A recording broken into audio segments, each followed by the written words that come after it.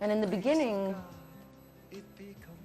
there were different groups of people all over practicing different forms of spiritual and energetic and emotional techniques for healing, transformation. And as the groups started to share their languages and their techniques, the science of self-exploration and yoga began. In this evening's program, I would like to focus on a very special topic, yoga for women, and how a woman's practice specifically and uniquely differs from a man's practice. Right? There are many teachings worldwide for male yogic practices. And so as a female coming into the practice, sometimes it can be hard to distinguish where, when, and how to put our needs at the forefront of our practice. And so I would like to take a look at this, this woman's yoga and offer you a bit of advice and guidance as you go through your practice. Okay? So to begin, women's bodies and men's bodies are extremely different. Although we're very, very, very similar in lots of ways, we're very, very different in many ways. And I'm sure the obvious comes to mind, being the genitalia and different body parts. And then after that, the internal organs themselves different. And then we would take a look at the musculoskeletal system and see how that is also different from that of a man's. And you can just look at men and women in textbooks and kind of take a look at the different ways their bodies are formed and the different functions that their bodies can do. But men and women are also different spiritually, emotionally, energetically, and we function in different ways and have different priorities and different preferences in practice. And this is more of what I'd like to focus on in this program. So specifically, what can we, let's look at the body first, and what can we do to kind of modify our practice so it's a little bit more in tune with what a woman's body needs, okay? One of the first things that we can do is to practice a lot of hip openers and back bends, okay? So specifically for women, bringing the bottoms of the feet together, bouncing the knees, holding the legs open in this type of position, opening the feet like a book. These kinds of things are very helpful for just allowing the hips to relax. And for as women, we really want those hips to be nice and relaxed as we center a lot of our power in this space. Okay? So you can gently bounce the knees if you like. This is a good way to begin. And if you're a little more flexible, you can take your feet, open them like a book, and take your heart forward towards the soles. Okay. Inhale as you come back up and feel the stretch through the hips and the groin. Okay? So that's a nice stretch for women. Also strengthening the legs out in front, taking a forward fold. Okay? As you fold forward, hug your belly button in and folding over. Inhale and exhale.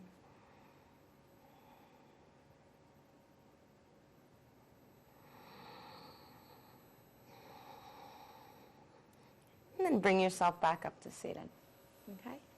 Another great exercise for women is to come sitting onto your knees. Okay? Now this may be difficult or sometimes even painful for some people. So I recommend that you roll up a little blanket, put it underneath your bum, between your legs and between your calves and your hamstrings, and allow that to create a little bit of height for you. Or if you need to roll up a thick blanket, shove it between your legs, sit your bum down onto it, and give yourself the opportunity to participate. Okay, so simply sitting in this pose called rock position, it allows the uterus and the thighs to get a nice relaxation, a nice stretch. Allows the tops of the feet to relax, tops of the shins, and everything there. If you're a little bit more flexible, you can tuck your tail. So do this movement, and then walk your hands back. You can have your fingers towards you or away from you, and just feel that stretch in the legs. Okay? Some of you may be more flexible and able to tuck the tail and lift your hips up, coming all the way up, and then just sitting back down. And you can do that back and forth a few times if it feels good to you, with the hands either forward or back, lifting, lengthening, and then exhaling back down. Okay? So a wonderful, wonderful way to explore. Little variation on that pose. Spread the knees apart. Come sitting between the heels. Okay. So I'm just going to turn a little bit in this direction so you can kind of see that I'm sitting between my heels. Okay? And then walking your hands back once again. Try to tuck your tail and see if you can come down. Okay? This stretches out all of those nice inner thigh muscles, giving you a wonderful, wonderful feeling of openness throughout the hips. Okay? Let's use our hands and come back up. Draw your knees together. Okay? And as you're ready to walk your hands forward, I'm going to turn to the side here so you can see my posture a little bit better. Walk your hands forward. We're going to tuck our toes and lift our tail. Okay? Triangle position. You want to hold this here for a long, deep 10 breaths or more. Simply pressing through your hands and your feet, lifting your bum up and drawing your head through the shoulders towards the floor.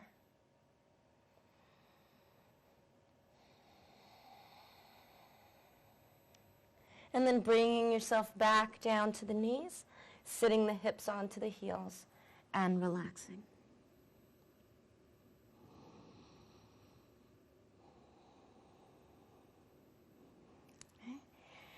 Okay, before we move on to a few more things that are, a few more postures that are great for women, let's talk about some things not to do, some things that aren't so great for us. Okay, so one thing that we want to watch out for is how we're feeling from day to day. Women are water creatures, and from day to day our emotions change, our body sensations change, things change. Woman is change. And so we want to monitor that from day to day and see how we're feeling. Okay? So if there comes a day that you're not feeling at your best, and especially if those days are during your moon cycle, during your menses, or you're just having maybe a belly ache or something's not feeling right. And on those days, you want to make sure that you modify your practice so that you don't lift your hips above your heart. Okay? So for example, if we were to do that same downward dog facing position, that same triangle pose we just did, instead of lifting our hips all the way into the sky like we did here, we wouldn't want to invert the flow. And so we would bring ourselves down onto all fours and instead try something like just arching the spine. Okay, and that works for in so many moments when, say, you have very high blood pressure or very low blood pressure, and anytime you lift the hips above the heart, the blood pressure drops, and we want to avoid that dropping of the blood pressure. So that's one way to modify, and especially ladies, if you're on your moon cycle, then you want to skip those inverted poses and instead place in those poses where your hips and your heart are even to each other. Okay? That's a little do's and don'ts for the practice. Okay? So moving on, some other great things for women. A couple of really good poses for women. One is called archer position. And so we're going to bring ourselves coming up to standing, and I'll show you a standing position that is especially good for women. Okay? Let's bring ourselves up. Okay? So as you come up to the mat, okay, we're going to be spreading our feet wide apart, okay, and turning let's turn the right toe towards the wall, okay, just so that the foot is straight. Okay, on your left foot, turn the toes in and the heel out a little bit, and then place your hands at your hips, okay? Now you want to make sure your hips face forward, and then just bend your front knee right over the heel. See how we do that nice little box shape, okay? As you take your right hand out in front, you're going to make your thumb point up to the sky just like it's a sight on a bow and arrow, okay? Pull your navel in, get very strong, and sink deep as if you're about to shoot Cupid's arrow, and we're going to take our left arm and pull that arrow back, opening up the chest and drawing some tension under the collarbones, and then staring right at that thumb. We're going to breathe long and deep for 1 whole minute. So you'll notice this is a very strong pose as the front thigh stays active, both feet pressing into the floor. And instead of fighting the floor, let yourself sink into the pose. If you'd like, spread your feet a little wider and sink down. Okay, as you're ready, you'll inhale up, straighten that leg, take your hands to the hips, and just switch directions, okay? And then arch your pose on the other side. Let's bend the left knee, okay? Keep the hips open to the side and take the left arm out in front. Focusing on your thumb, draw your arrow nice and tight and tense back. And keep that tension with your navel in as you gaze right at that sight, aiming for your target. And then lean into it. Poised, just about to let that arrow go. And breathe, inhale. Exhale. One more breath, inhale. And exhale. Good, let's stand all the way up. Okay, toe heel your feet together now. Wonderful. And then let's just bring ourselves back down to the mat, okay? So come sitting down. Back onto the heels we are. And again, these are all poses that are specifically beneficial for women. Not that they're not beneficial for men, but they specifically target the organs, the glands, and the nervous system of the female body. Let's try one more, okay? Coming down onto your back, okay? And let's see, actually, I'm going to turn over this way. So coming down onto your back. Okay. Make sure you're nice and comfortable. Your back is flat. Your hands are nice and palms pressing, nice and firm. And we're going to just lift the bum up as high as we can, okay? And then bring your hands underneath so that you can hold yourself up and inch a little to the left, a little to the right to get your shoulders underneath the body, okay? If it's okay to rest here, you're going to lift one of your toes up, swing your feet up over your head, and try to touch the toes to the floor.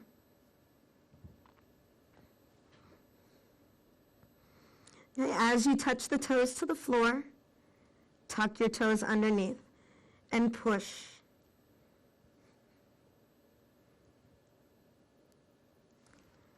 Okay, use your hands on your back to slowly bring yourself down, or just simply roll down one vertebra at a time. Okay? Plow position. Again, starting from a supine position, lift your toes, press into your palms, lift your feet over your head. Exhale as you come down, rolling down slowly and softly. Okay? And this thyroid, in this pose where we invert the feet over the head, it puts the pressure onto the thyroid gland right here in the throat and kind of squeezes all that old stuff out, letting in fresh new blood. Let's come back up to seated. Grab your knees, bring your head up, and rock and roll all the way up to seated. Great. So a couple of positions that are excellent for you, okay, is to remember cat-cow position, where we flex the spine forward and back. And let's go ahead and just do that so we can give you a visual. So cat and cow. This is cow position as the belly drops to the floor. Cat position as the belly comes in and the heart lifts. Downward facing dog or triangle pose. Lift the hips and press the heart through the arms. Okay? And then we mentioned archer position. Step your right foot forward between your hands. Tuck your back toes. And as you press your back foot up off the floor, plant the heel to the side. Inhale up into an archer position, opening your hands and your hips. Okay? Archer position. The next one, as we come back down, come seated onto your knees for rock position, rock pose. And spreading your heels just a little bit apart, or stay seated onto your heels. Walk your hands back, tucking your tail, and see if you can come to your elbows.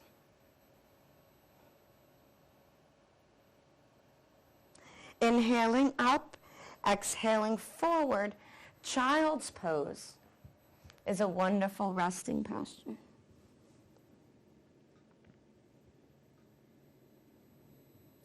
We also explored saddle position as we turn the knees out, big toes together, and sit between the feet, walking the hands back as it feels good.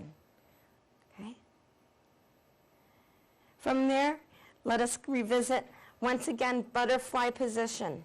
Coming down to seated, bringing the bottoms of the feet together, and just gently bouncing the knees.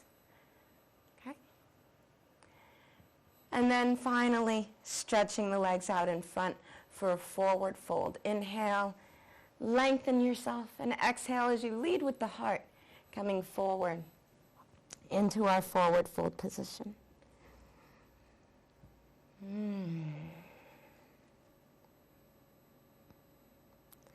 Okay, inhaling back up. Just lean back, bounce the knees.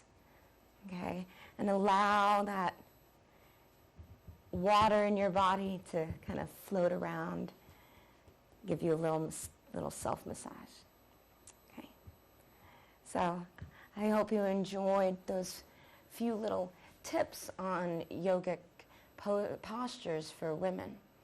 Okay, now let's talk a little bit about diet, lifestyle, self-image, and other parts of the yogic life. Right? We don't just exercise all the time.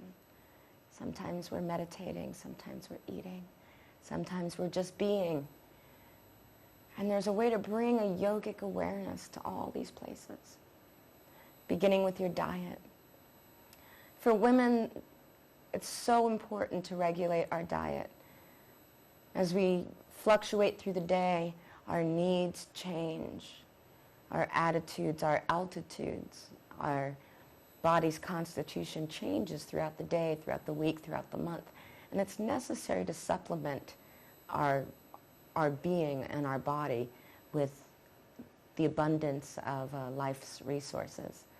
So a few things to take to mind as a woman and as a woman out there eating in the world and remembering that we are what we eat. There's a few things that can help you.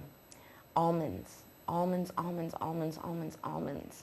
Almonds are so important and can help relieve the stress and pain before menstruation if you blanch them, saute them in a little bit of ghee and a little bit of honey, and then just pop them handful a day, 5 days before your menstrual cycle, and notice the difference from month to month as the pain subsides and your body gets more in tune. Right? A couple of other things. Almond oil, if you can find yourself tolerating almond oil, add it to a little bit of warm milk with some honey. Take at least 2 tablespoons every single day and notice that your good cholesterol improves with that wonderful almond oil. And you can also try rubbing it on your skin, in your hair, and dousing your body with a wonderful almond oil massage before a cold shower in the morning. It's a wonderful treat. Okay? Next, bananas and raisins. Bananas and raisins are so important And they really have been shown to help with depression for a woman. And it's said in yogic teaching that if you eat a banana every day in the morning and eat a handful of raisins around 4 in the afternoon, that it'll help prevent depression. So raisins and bananas. A couple of other great things for women. Green chilies. Green chilies.